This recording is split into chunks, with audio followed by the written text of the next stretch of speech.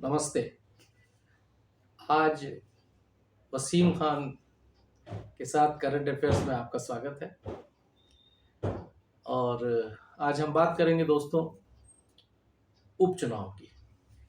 अभी रिसेंट ही जो है अपने देश में 7 जगहों पर उपचुनाव हुआ है और उत्तर प्रदेश में घोसी का चुनाव हुआ है, घोसी विधानसभा का। अमूमन देखा ये जाता है कि जो उपचुनाव होते हैं ये सरकार बेस्ड चुनाव होते हैं। सरकार वहाँ मैक्सिमम सरकार ही जीतती है, अपवाद ही कोई घोसी जैसा हो जाता है।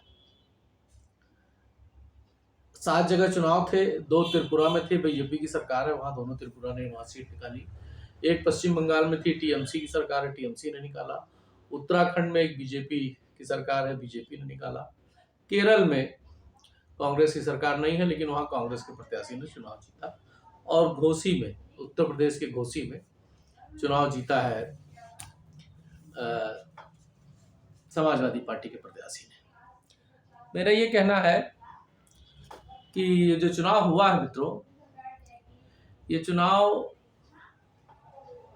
विपरीत तरह का है। इसमें बीजेपी की मैं हार नहीं देखता। घोसी में भाजपा नहीं, दारा सिंह हारे।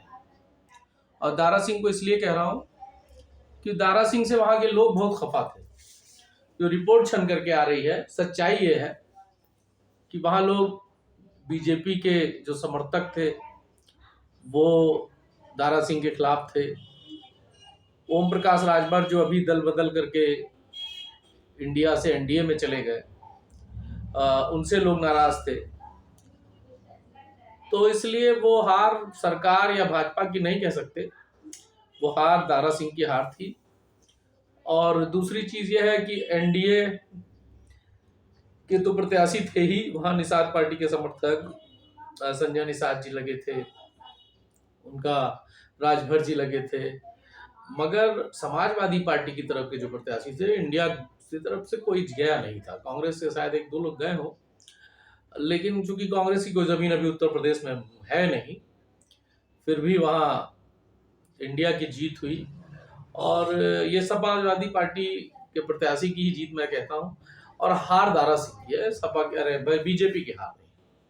ओवरऑल एक जीत से इतना प्रसन्न होने की जरूरत नहीं है, क्योंकि हमको याद है 2018 में फूलपुर और वो कैराना और गोरखपुर भी लोकसभा की सीटें बीजेपी हार गई थी और 19 में बम्पर वापसी उसकी हुई थी। तो बहुत रीएस्टिमेट नहीं करना चाहिए किसी को, और चीज़ें ठीक है और देखना है क्या होता है क्या नहीं होता है। दारा सिंह के बारे में यह है कि वहाँ चूंकि उन्होंने बिना मतलब के लिए दल बदल करके चुनाव लड़ने चले गए और जनता को ये लगा कि जिस आदमी को हमने वोट दिया जिताया वो फिर ऐसे ही आ गया, फिर वो कल दूसरे की सरकार आएगी, फिर वो उसी तरह चला जाएगा। तो दल बदलुओं को अच्छा सबक दिया है बीजेपी ने वहाँ के क्षेत्र के लोगों ने। और जीत तो जीत होती है। दूसरी वहाँ एक जो बड़ी कमी मुझे दिखी कि वहाँ बीएसपी के प्रत्याशी कोई नहीं लड़ा था, तो उसका लाभ भी सुधाकर सिंह जी को हुआ। नुकसान क्या हुआ, खोया क्या पाया इस चुनाव में? मुझे लगता है कि नुकसान हुआ है राजभर जी का, ओम प्रकाश राजभर जी का। उनकी छवि घटी है, उनका कैलिबर कम हुआ है। फायदा हुआ है हमारे इलाके के एक लड़के को, नवरत्न को, वो स्टार हो गया वहां।